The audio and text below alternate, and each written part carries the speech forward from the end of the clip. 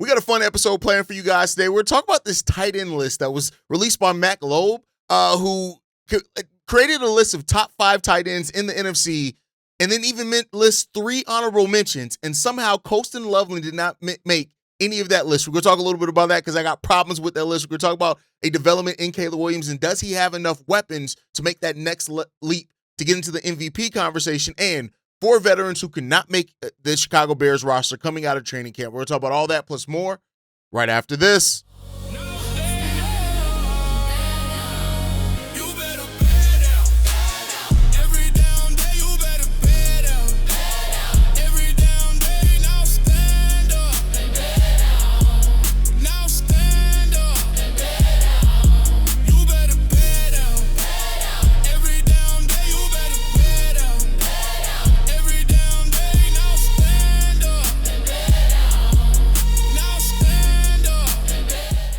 What's going on, Bears fans? Welcome to another episode of Chicago Bears Central, your number one spot for everything Chicago Bears related. I'm the host here, Haize, but more importantly, you guys can follow the channel at Chi Bears Central on every social media platform we happen to be on. With that said, let's go ahead and get into this content for today, y'all. And I want to start off talking about this, man. Listen, every year in the offseason, there's some stupidity, right? Maybe some of it comes from some of us. Maybe some of it, it's just, writers in the offseason, you have that lull in the offseason, and there's always some stupidity that comes out of it, like I said. But there was a list that was posted in regards to the top 5 tight ends in just the NFC. Not the NFL, just the NFC. And somehow, this idiot leaves off Colston Loveland off this list. Now, Max Loeb, I'm sorry, let me pronounce, I can at least do him the honor of pronouncing his name correctly. He lists himself as a sports analyst and content creator. And here's what I'm going to say. Was this maybe a little bit of intentional rage baiting to get the post going? Maybe. That would kind of be the smartest and the best compliment I can give to this list. But to list, these are the 5 tight ends that were listed as above Colston Loveland on this. George Kittle, Trey McBride, I have no problem with that. Sam LaPorta, Tucker Kraft, Kyle Pitts, and then the honorable mentions of Godert, Jay Johnson, and Ferguson, all listing above that. Leaving Colston Loveland off this list of 8, you named 8 tight ends in just the NFC. And Colston, listen, I get it. I'm not even going to do the Bears fan thing here and just talk about, why he should have been in the top 5. You couldn't even get an honorable mention, even if you wanted to take a look at Colston Loveland and think, Colston Loveland is a rookie. It was his first year. He wasn't in the offense at the start of the season. Maybe these things changed for him. If you wanted to do all that, cool. I'll give you all of that. It is what it is. If that's how you wanted to grade it, that's perfectly fine. I'll give you that. It is what it is. But then to list 3 honorable mentions and Colston Loveland's name not even to be in there, where you have a player that doesn't even have a healthy Achilles right now and is coming back from injury, that's where it starts feeling targeted. That's where it starts just feeling outrightly stupid, to just be 100% honest with you.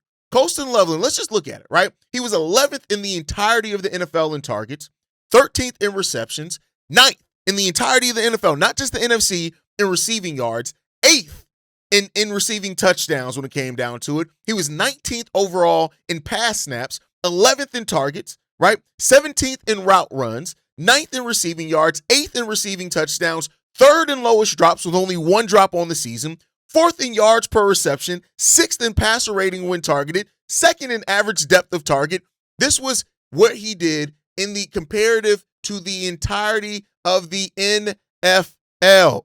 This isn't just, in regards to the NFC. And this list just lists NFC tight ends. This is one of the most asinine and dumbassery lists that you'll ever see around. And this is why it's hard to take people seriously, right? And this is why content creators, in a large part, get such a bad rap sometimes, because you have dumbasses like this. It's stupid. His receiving grade, 3rd amongst tight ends. 3rd. His overall grade, according to PFF, 5th amongst all tight ends. This is a guy that couldn't get named in 8. And the thing is, he's not even a Packers fan. He's a goddamn Cleveland Browns fan. Somebody who's a Cleveland Browns fan and can't create a competent list should not be talking about sports. That's just the reality of it. This is one of the most asinine, dumbassery, and stupid things that I've ever seen. And, I really wanted to overlook it My pettiness would not allow me to, but this list is objectively stupid. It's dumb. And I wouldn't even want to hear from him to explain why he made this list, because I'm sure I'm just going to look at him and want to smack his hairline off his face, because this is objectively idiotic. And this just goes to show where I say, like, it's so much narrative bullshit around football, right? Keep in mind, I could have came in here as a Bears fan and said, oh my God, Colston Loveland is absolutely one of the top 5 tight ends in football, but he's one of the best tight ends, especially in the NFC. And you named 8 tight ends above him in just the NFC. That list is stupid, because we can make a legitimate argument that already at 22 years old and 1 year in the NFL, based off just last season, he was one of the best tight ends in the game of football.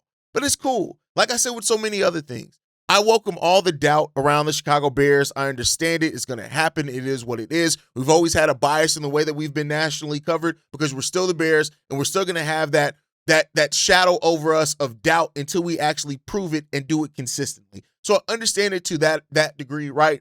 And, even this, I'll say some as well, like Colston Loveland had a really good rookie season. Now people are going to be gunning for you even more. And let's see what you do without also having DJ Moore in there also, and what that does overall for the Bears receiving game. But this list is stupid. It's dumb. And this is why I don't take people seriously. And this is why, even as a content creator myself, it's important to kind of stay in tune with the world, with NFL wide, right? And have a level of objectivity about your team. Well, come on, man. Like Kittle, McBride, Sam LaPorta, I get that they're respective names, but leaving off Colston Loveland off the list completely, and you had 3 honorable mentions, it's stupid. And when you look at how and the dynamic that Colston Loveland has changed the Chicago Bears offense, like the gravity that he brings as well already as a rookie, is stupid, and it's dumb that he got left off this list. But hey, let me know what you guys think on that down below.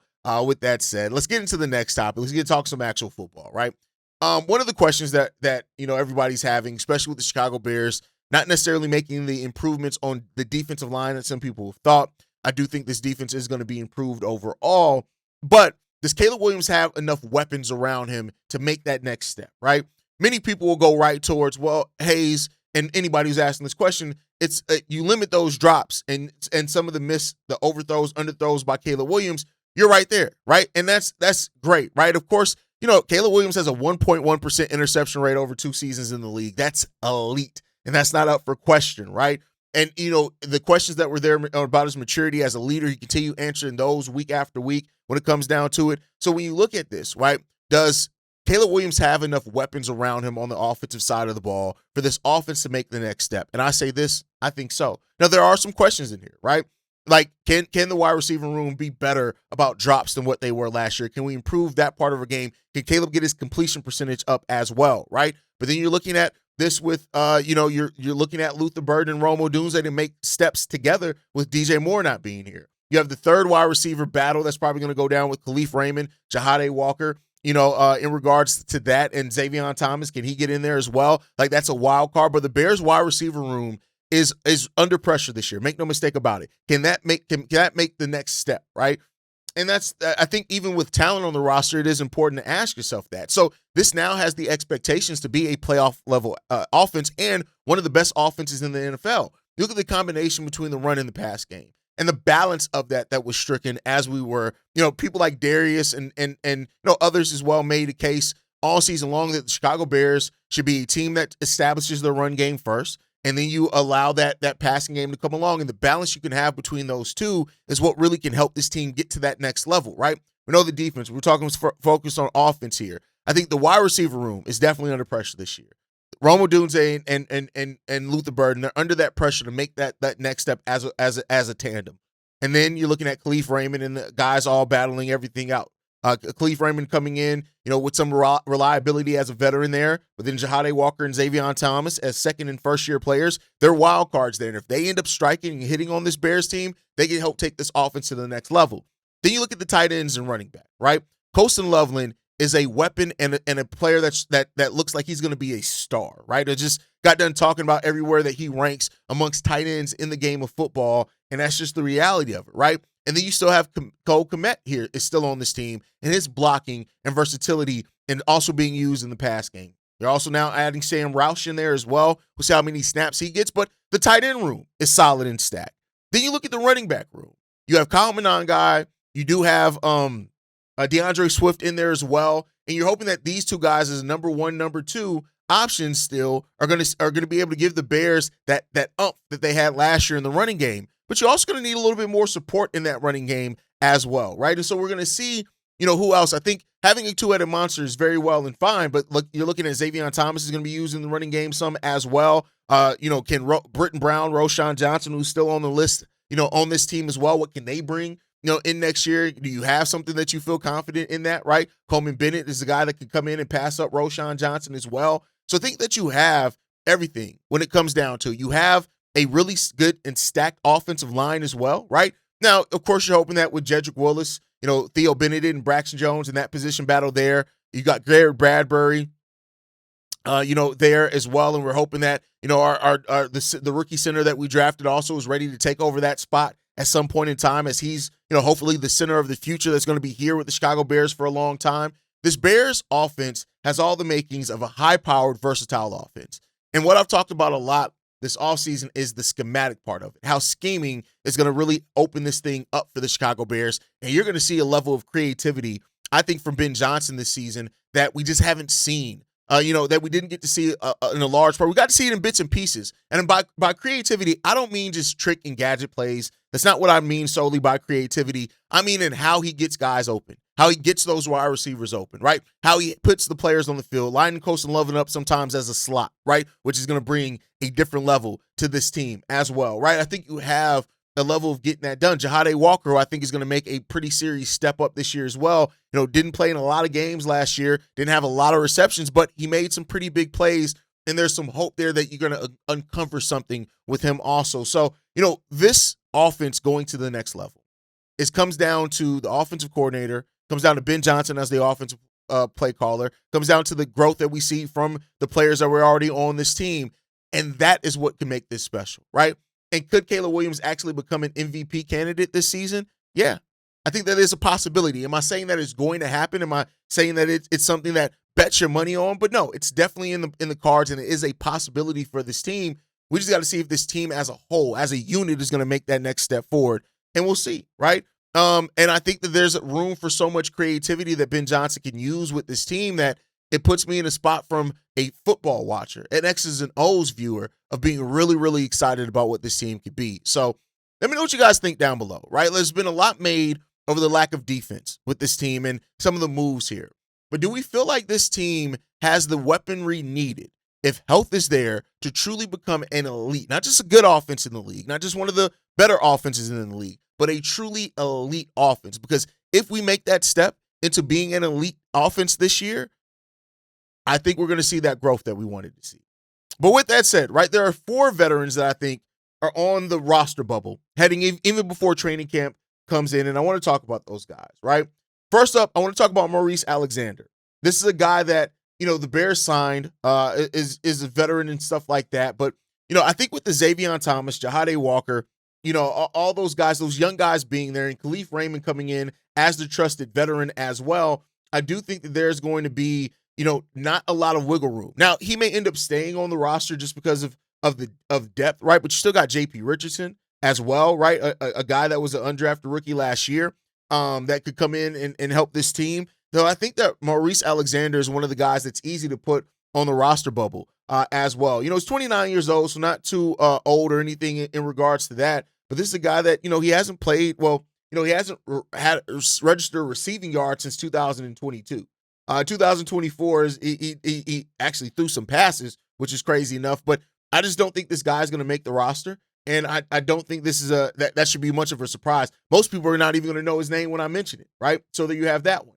The next guy up is Jonathan Garvin. Now, it's interesting here because the Chicago Bears, their edge room has a lot of names, but it doesn't have necessarily the depth that a lot of Bears fans have confidence in it. But when you look at Jonathan Garvin, at least in my opinion, this is a guy that I think is by definition a camp body. I think that's really what you got to look at it with. He's a camp body. He's 26 years old, though, 6'4", 257 pounds, as a defensive end.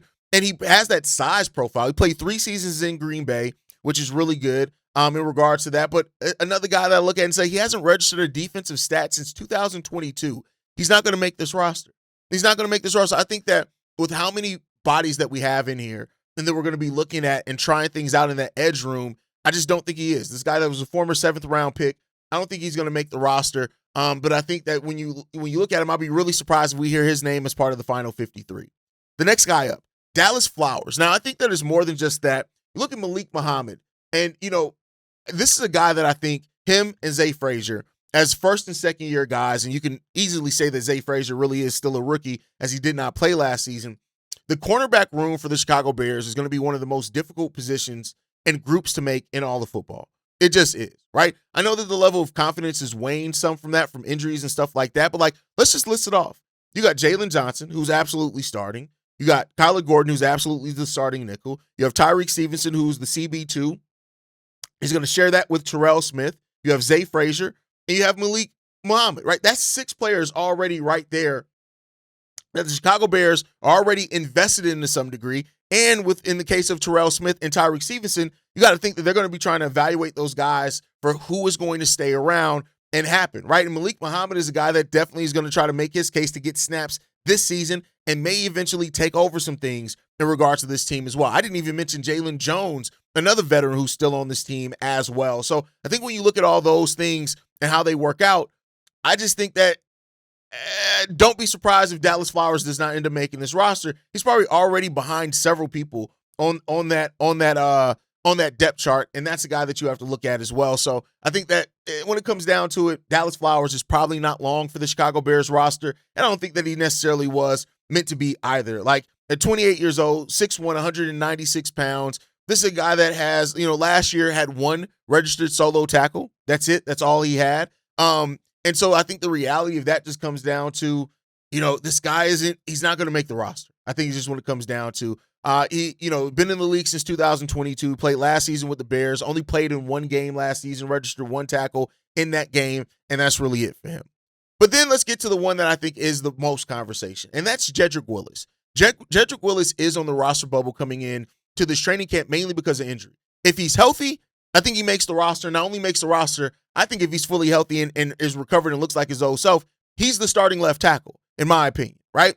But if for some reason he isn't fully healthy, or if for some reason he gets off to a slow start, or for some reason, God forbid, either Theo Bennett or Braxton Jones look markedly better than him, he's not going to make the roster. And I think that's the deal, that's what the Chicago Bears had in mind, is that, hey, we can take a shot on a guy. If he looks good for us, great. We get a guy on a cheap contract that can come in. We've seen him perform, and when he does perform, he's been really good. But at the same time, we're not locking in anything long-term in regards to it as well. I think that's where the Chicago Bears sitting in this one. I think overall, if Jedrick Willis makes this roster, he could be an absolute weapon for this roster. I want to make no mistake about it. If he makes this roster, he can absolutely change and looks. But if he loses out to both Theo Bennett and Braxton Jones, there's a chance that he may not make the final 53-man roster, and we'll see what's going to happen in regards to that. So those are the list of players that I'm looking at for sure. I know people are going to be like, what about I think Tyreek can lose his starting job. I don't think he's going to get cut. That's just my personal opinion, but we'll see what's going to happen in regards to that one. But lastly, before we get out of here, I want to talk about this list that came out from Bears Wire in regards to the NFC North teams and ranking their draft class from best to worst, right? And so they gave the number 1 mark to the Detroit Lions with their draft class. They drafted offensive tackle Blake Miller in the first round. That's something that they do need to continue to replenish is that offensive line in regards to that. And that's one of their best picks when it came down to it. They also drafted Derek Moore out of Michigan as well, who could be really good there next to Aiden Hutchinson. But they gave the Detroit Lions the number 1. The Chicago Bears came in at number 2 with the second best draft class in the NFC North. We already know the Thieneman pick, which I think is a really good pick for the Chicago Bears. Malik Muhammad is really good value where the Bears got him at as well.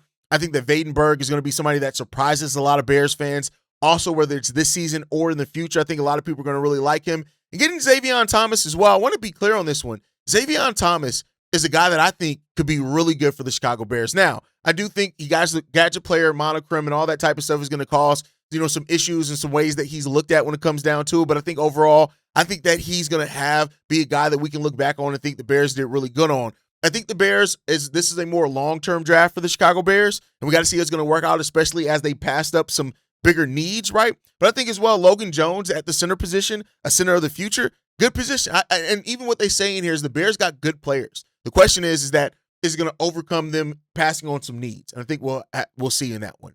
The Green Bay Packers came in at number 3 on this list, third on this list, and then followed by the Minnesota Vikings, who came in last in regards to their draft class in the 2026 draft class. So I want to turn this one over to you guys. I'm not going to flesh this one out a lot here because I want to hear from you guys on this one first. How do you feel? Where do the Chicago Bears rank as far as their draft, the 2026 draft class, compared to the other teams in their division in the NFC North? Do you have them ranked towards the top or more towards the bottom? Let me know what you guys think on that part down below. But that's going to do it for today's episode. Thank you guys so much for tuning in. I want to hear from you guys. How do you feel about that tight end list? Do you agree with me? Did it elicit some vitriol from you, seeing that Colston Loveland's name was left off 8 tight ends named, and Colston Loveland in just the NFC North couldn't be named? Let me know what you guys think on that one. And can Caleb Williams and the Chicago Bears offense make the leap and truly be special and elite this season? I want to hear from you guys in regards to that one. Drop your thoughts down in the comment section if you're on the YouTube side. If you're on the podcast side, if you're on Spotify, you can actually leave comments as well. If you're on any other podcasting platform, don't